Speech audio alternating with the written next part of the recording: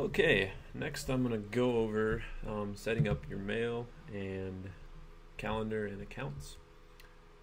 So that's pretty easy. You just go into System Preferences and go to Mail, Contacts, and Calendars.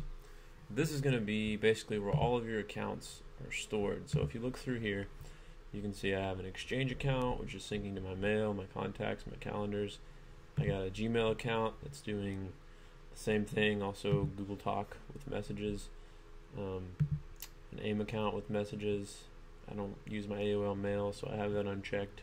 Twitter, Flickr, and I sync my contacts and my bookmarks to iCloud. So let's just say that this was removed. I haven't set up my Exchange yet. So then if I open up a calendar, I just have my Gmail and birthday subscription going on. So that's no good. I need to have my Exchange information. So I'll go ahead and click to set up a new Exchange account, and I'll type in my email and OU password, which is the same password I use for my 4x4. And it will search, ask me to properly type in my password. Let me run that again just so that I'll show you that screen. It usually turns up an error because it's unable to identify your username from your email address.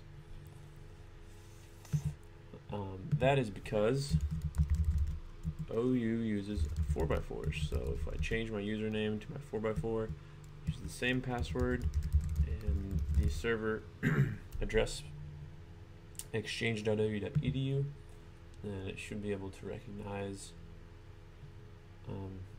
all my information. So that's set up. So I'll go ahead and sync all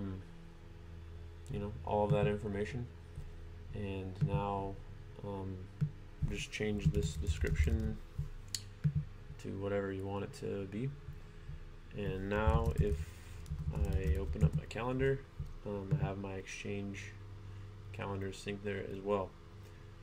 So just a few quick tips. If I open up Mail, I'll have Gmail and Exchange here on the side, and so that's all configured by default. And if I go back into my calendar, I see all my Exchange appointments. Now, when adding things to an Exchange calendar, there are a couple ways to do it. The first way is you click up here, and just like it says, movie at 7 p.m. Friday, and I hit enter, and that's going to add that to my default calendar, which if I go to my calendar preferences, I can set to be either my Exchange or my Gmail. But the way that I typically like to add events is just double click on a date and type that in, and then double click on that event, and then I can go down here and specify which calendar I want that to appear on, and add invitees and things like that. So that is an easy way. Now, really quickly, the way that we've previously been using K20Alt shared calendar has been the delegation system. So I'll show you that. In the calendar preferences, go to accounts, click Exchange, go to delegation, and then here you should be able to add the K20 Center calendar. Now this may change if I can get a better solution figured out for the calendars, but if I click show, then basically the K20 calendar will now appear on my calendar, as you can see. So I can quickly uncheck some of these that I don't want to appear. I can hide my personal, and then if I go in here and modify this event, I would be able to basically change it over as soon as this updates to the K20 Alt calendar. Another couple notes about calendar, really simple: day, week, month, and year views.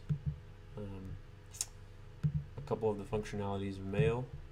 This will start a new message. Up here, these buttons allow you to hide, attach things, formatting, etc.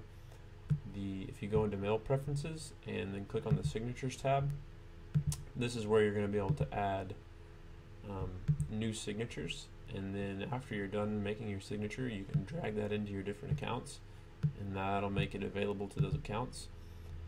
And then if you select those accounts and select a signature down here, that'll be the default signature it uses with those accounts. So if I start a new mail message and I choose my OU account, it's going to select my university signature, but it also has the signature that I just created available.